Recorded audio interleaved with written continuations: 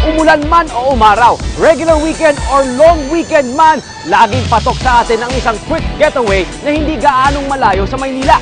Naganap ang Pop Talk ng 3 resort sa Batangas na swak para sa pamilya o barkada. Ganda! Very relaxing. Okay na ako dito. Matapos ang isang linggong pagtatrabaho o pagpasok sa eskwela. Ang lakas maka Tarzan and Jane. Alin ka sa kanila ang pop or flop? Ngayon pala, pinapawisan ako sa nakikita ko eh.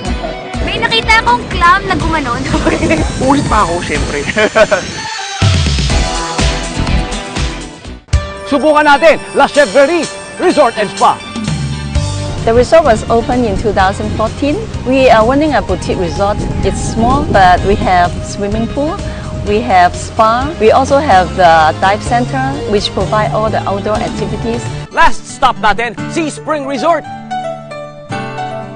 Nag-open po ang Sea Spring mga late 2009 at ang basic concept niya is to provide relaxation and enjoyment sa mga magiging guest namin. Rain or shine, kami po ay accessible at mas magandang puntahan kasi nga po kahit umuulan, kahit malamig, ideal po yung pag-hot spring, pagsusona, hindi lang siya puro beach, hindi lang pool.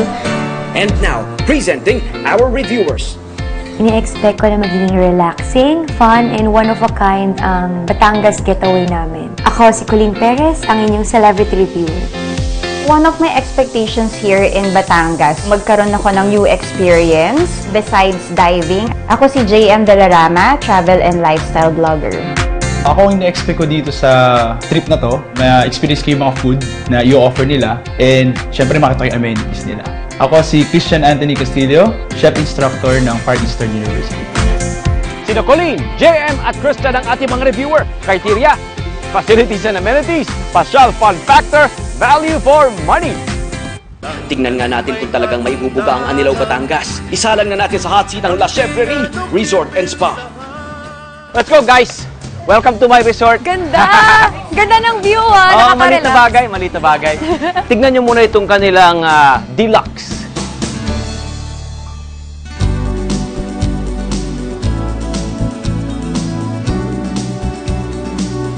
Gusto ko yung feel ng wood at saka yung brick. Ako gusto ko yung California King Bed. Ako, I like the space.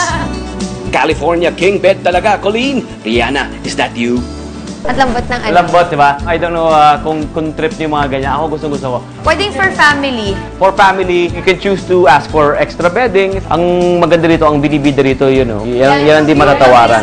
Pagtingin ko na sa labas, kita na lahat. Relax na relax Yes. pag ano. Tsaka yung tunog ng alon. Ang deluxe room na yan ay may rate na 11,888 pesos. Ang isa pa nilang ipinibida rito, ang kanilang suite room. Sulit naman kaya ito para sa presyong 22,000 pesos. Housekeeping!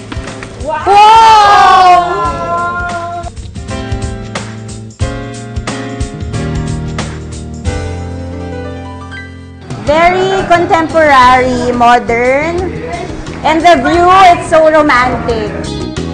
Parang pagpasok, ang ganda ng view. Parang gusto ko humiga. Actually, pwede ka rin matulog dito eh. Oy, ang laki ng room niya. At pink!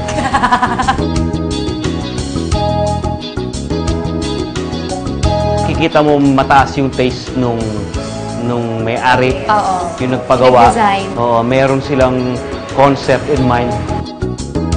Kahit pa raw ang kwarto rito sa La Chevrerie ay may kamahalan, ang experience naman daw rito ay hindi matatawaran.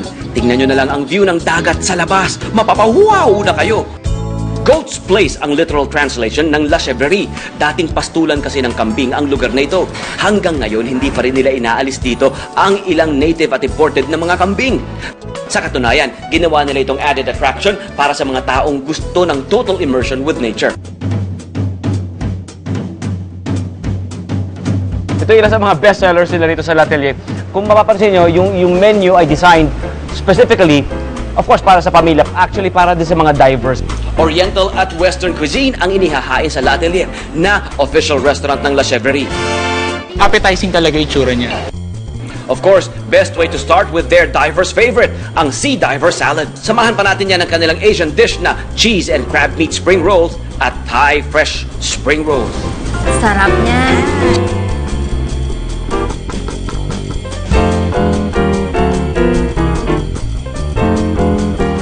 ko kanina, parang individually muna siya niluto bago hinalo dun sa salad. Crab meat roll nila, talagang made from grilled crab meat. Kaya talagang sobrang sarap. Tsaka ito ang lutong. Hindi siya yung typical na lumpia wrapper. Join na rin sa handaan ng Indian favorite na chicken masala at Japanese bestseller na beef teppanyaki. Dagdagan pa natin yan ng Chinese flavor ng chicken kung pao. Kung mahilig sila sa maanghang, ito magugustuhan nila. It's a movie called Mississippi Masala. Looks pa lang niya, parang nag-burst na ng flavor. It's a mix of different spices. Yung spice and yung sauce nitong kung pao chicken, hindi siya super tapang, hindi siya super mild. Diba? Tama-tama lang. Guys, hindi pa tapos ang paandar ng mga pagkain ng La Atelier dahil wala pa ang bida. Heto na ang La Atelier Pizza. Gusto ko siya kasi nagko-crossover yung from meat to this, to shrimps, to kakatuwa. So if you're lucky, you get half pepperoni, half hipon. Kapag bibisita sa mga resort, isa sa mga maaalala natin ang pagkain. I'm sure mag-a-agree kayo na precious moments are made more special by happy food memories. So, eat well and be happy. Pero teka, hindi pa rin nagtatapos ang ating bakasyon dito sa La Chevrerie Resort and Spa. Kung overall wellness naman ang hanap nyo, baka ang kanilang aromatherapy massage worth 1,200 pesos ang bagay sa inyo. Mayroon din silang ino-offer na foot reflexology sa halagang 1,200 pesos din. Kung masyadong malakas ang mga alon ng dagat, pwede pa rin ma-enjoy ang tubig. Tingnan nyo ang ating reviewers, #HappyKids na agad sa swimming pool pa lang ng La Chevrerie.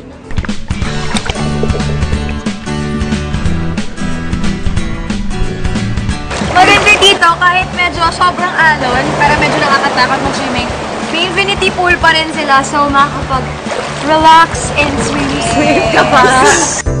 Ube o ultimate bonding experience ba ang gusto nyo? Baka La Chevrerie Resort and Spa na ang para sa inyo. Bisitahin sila sa 52 Barangay Ligaya, Anilao, Batangas.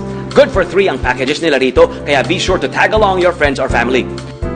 Ang Sea Spring Resort ang pinakamalaki raw na resort sa Barangay Mainit, Mabini, Batangas. Ipinagmamalaki nilang sila raw ang tanging resort na malapit sa sikat na Mock Dive Point, ang Secret Bay. Aba, syempre hindi natin palalagpasing makapag-dive dyan. Reviewers, are you up for the challenge? Dito sa Sea Springs, ito ngayon yung makikita.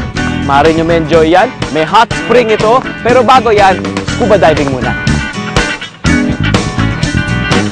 Kaagad lang ako ng sea creatures dyan.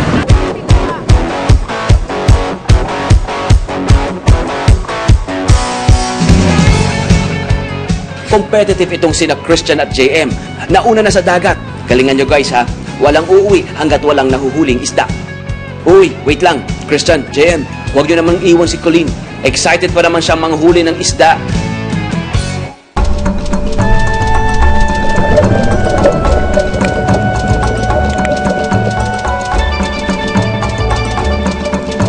Reviewers, kumusta ang experience? Partida pa yan. First time din na Christian and Colleen. May nakita akong clam na gumanon. Nung una akala ko mahirap, pero nung sinubukan ko na siya, okay naman. Actually, di ako kinabahan kasi may pro, may instructor. Tsaka, very detailed naman yung explanation niya. Ulit pa ako, syempre. Pop na pop para sa akin. Mukhang ayaw pa awat ni Christian sa tubig ha. Kung sa bagay, samantalahin na ang malawak na saltwater pool dito sa Sea Spring. Parang extension lang ng dagat, di ba? Pop the pop! Ayaw nyo ba sa malamig na swimming pool? Worry not! Dito sa Sea Spring, may enjoy nyo ang kanilang hot spring pool. Maganda yan para sa improved breathing at heartbeat rate.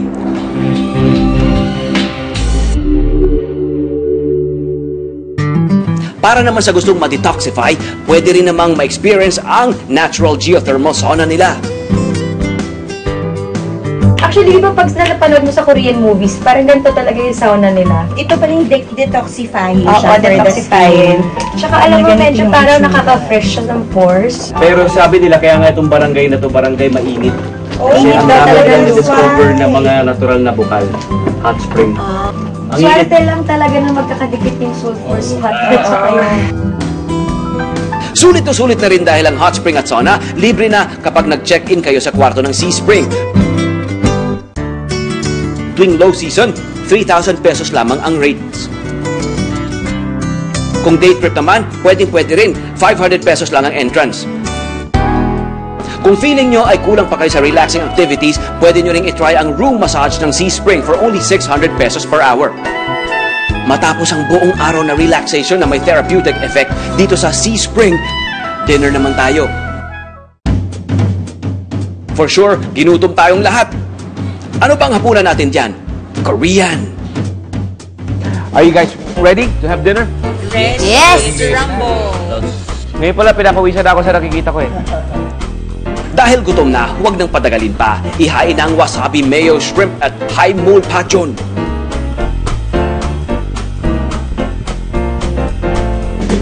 Hindi naman siya super wasabi. Very mild lang. Nasa kasi onion. Next dish, hot na budae jjigae at kimchi arrabbiata pasta. Korea, look at that.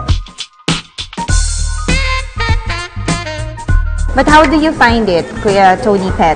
The noodles? Fantastic. Nag-escalate yung anghang niya. It's really good. Patinikman mo, okay, spicy.